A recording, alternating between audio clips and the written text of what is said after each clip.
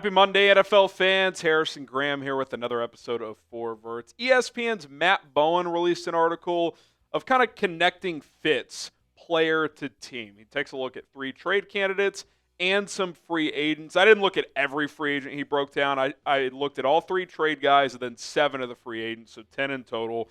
And I just kind of react. Do I agree with the fit? Do I not? I think a lot of them make sense, so we'll dive into that here in just a second. But guys, we are on the doorstep. The door has been knocked on, but we got to knock it over. We are 13 subs away from 10,000 subscribers here on Four Verts, which is an awesome milestone. Credit to all of you who have been with us maybe for a week, maybe since the channel launched, maybe for a few months. However long you've been here, we appreciate it. And if you haven't subscribed yet, I would greatly appreciate it. 13 subs away. Let's get there. Let's get there today. Can we get there today? I think we can. Hit that subscribe button. Okay, Trey Hendrickson to the Packers. I'm going to hit the 3 trade guys first in this article as Bowen links him to Green Bay.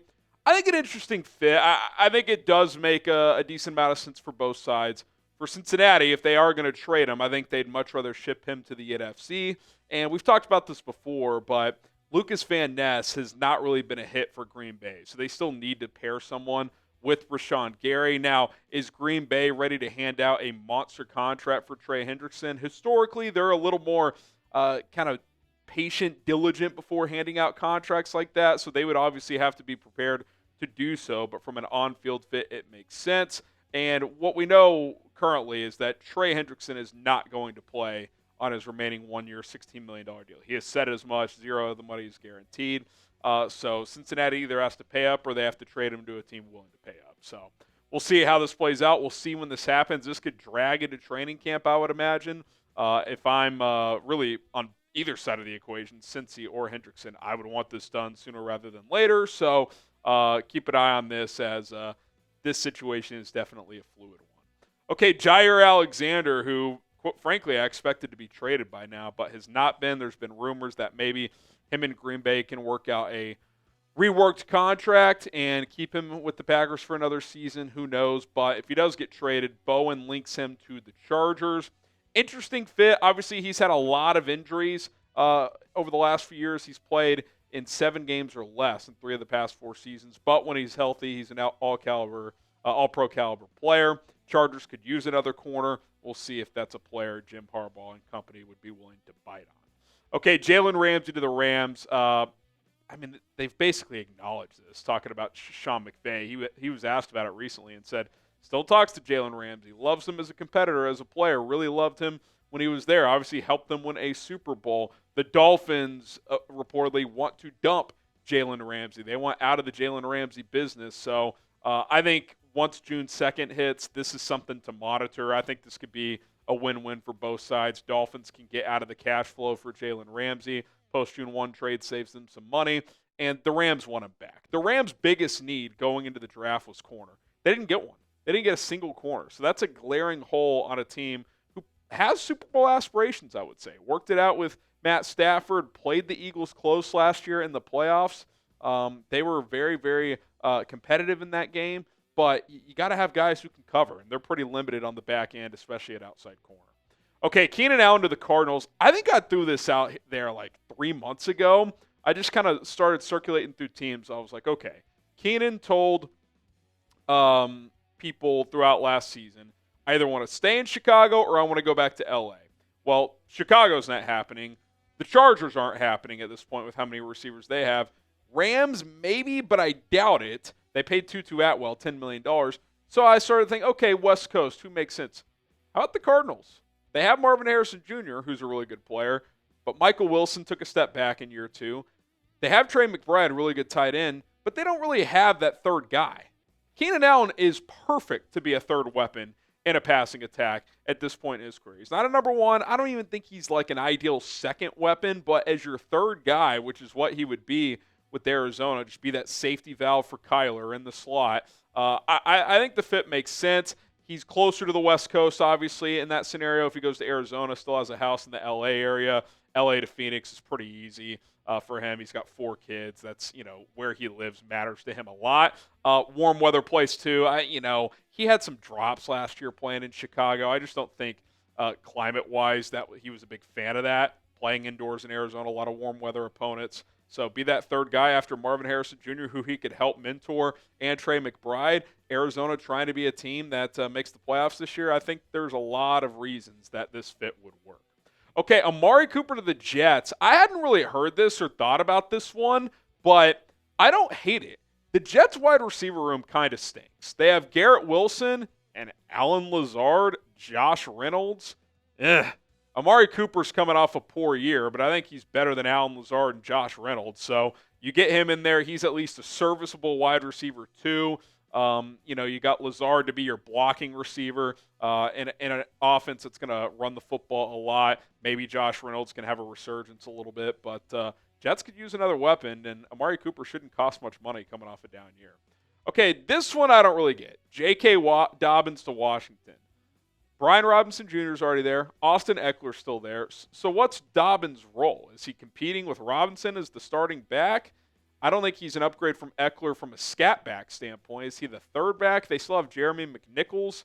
I don't really get this one.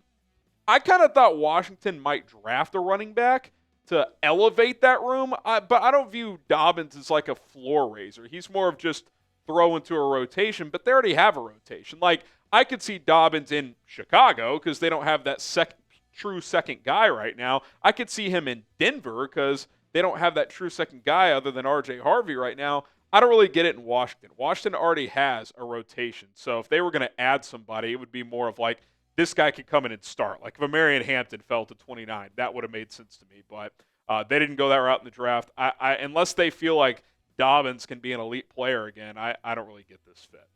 Okay, Aaron Rodgers, Pittsburgh. He threw that in there. Not going to spend too much time in it. Obviously, it's Pittsburgh or bust at this point for Rodgers unless there's an injury in training camp and he's still unsigned, or in the season he's still unsigned. That's obviously a hypothetical situation. There has been a lot of buzz the last 4 or 5 days from people who know Rodgers that believe he's going to sign soon. I saw the author of his autobiography, Ian O'Connor, threw it out there that he thinks he's going to sign as soon as this week. I think Aaron Jones or one of his former teammates may have said that he thinks he's signing soon as well. So keep an eye on that. We'll see. You never really know what's going on with Rodgers, but if he is going to play, it does sound like the Steelers are the one team that will bring him in.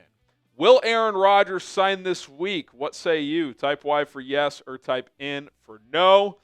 I don't know if it'll be this week, but I do think there's enough buzz right now that he does end up signing with the Pittsburgh Steelers. Za'Darius Smith back to Detroit. That's what ESPN's Matt Bowen predicts. And I don't necessarily disagree with that logic because the Lions cut him to save money. He's still out there, and they haven't really properly replaced him. They re-signed Marcus Davenport, who only played 1 game last year. I don't really have high hopes for him at this point, given the amount of injuries and lack of production he's had for the bulk of his career. Aiden Hutchinson's going to be back, but he's coming off a major injury. Za'Darius Smith raises the floor of that pass rush if you bring him in. He's going to give you at least 6-7 sacks, potentially double-digit sacks if he has a good year. So if they can get him at a reasonable price tag, I could see that. I could see a lot of teams being interested in his services. Kind of surprised, quite frankly, that he remains unsigned. Justin Simmons to the Buccaneers. Interesting one here. This one wasn't really on my radar, but kind of sniffed around, looked at the Bucs depth chart. Antoine Winfield, one of the best strong safeties in the game, they don't really have a proven free safety. And that pass defense struggled last year. So you get Simmons, who's not elite anymore, but still a good center fielder coverage safety. You put him next to Winfield, who's one of the best safeties in the game. That becomes a pretty formidable pairing. They could use that next to Winfield, and obviously Todd Bowles, one of the better defensive-minded coaches in the league. Asante Samuel Jr. to the Dolphins here, and you kind of start connecting the dots. It's like, okay, once June 2nd gets here, keep an eye on a Jalen Ramsey trade to ship out, and then maybe you bring in Asante Samuel. There's been chatter there that they're interested. He had a neck procedure, and his next medical checkup is in June or July. I can't remember. So if those boxes check, if he gets a full clean bill of health, some team is going to sign him. I think that's why teams are waiting for, but it sounds like the recovery is going well. So I could definitely see a team like Miami signing him right before training camp gets going in late July, early August. Okay, name a player you want your favorite team to add. It could be a trade, it can be a free agent, whatever the case may be. Name a player that you want your favorite team to add before the season gets going. And reminder, we are so close to 10,000 subscribers here on the channel, 13 away to be precise. Want to be a part of history here on 4Verts, hit that sub button. We'll continue to crank out NFL and college football coverage here on the channel.